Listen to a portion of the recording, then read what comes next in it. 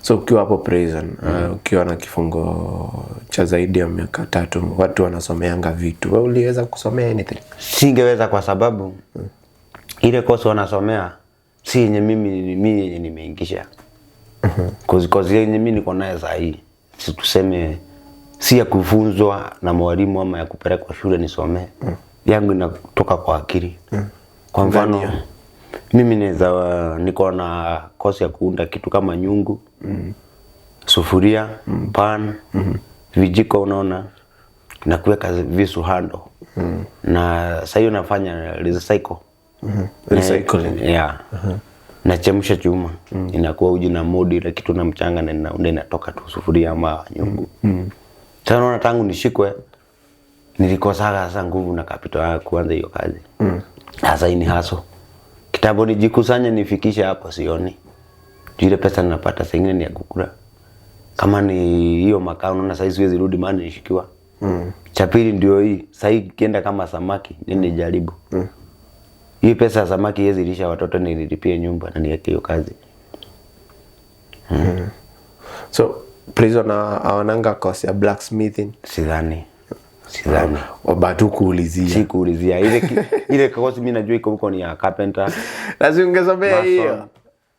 Unajua kama Mungu amekubariki na kosi yako, huwezi shikanisha 2 ama 3. Mbona? Mimi kichwa yangu inakuwa rahisi kushika. Mimi kama mimi naweza operate hizi vitu zetu zinatuchukua video. Kweli. Mimi bado nalima. Mimi bado ukinipea nyundo na mbao nitakutengenezea kitu ya mbao. Ni kweli. Unaelewa? Nakuelewa. So wewe ni ulikataa. Mimi tikia tu. Yenyewe upande wangu mimi nilikataa kwa sababu uliona utaongezea mingi. Ndio hiyo kulingana ile kosi niko nayo. Hiyo yangu ya recycling.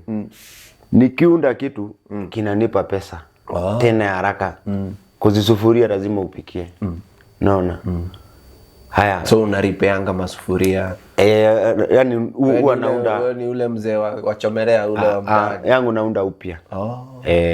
Ni unachemsha chuma inakuwa maji kama inakuwa liquid kama hii. Sasa ndio una modi kitu kama sufuria.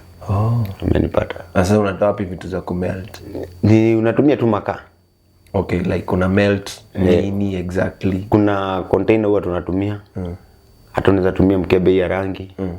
Haya saa nyingine unaweza kuwa na kamtungi fulani ya gas. Unaikata sasa na chemsha hizo marimu za pikipiki hizo. Okay. Ndio. Sasa hizo vitu unaenda kununua kwa scrap metal? Ni kwa scrap metal unaenda tu unazinunua.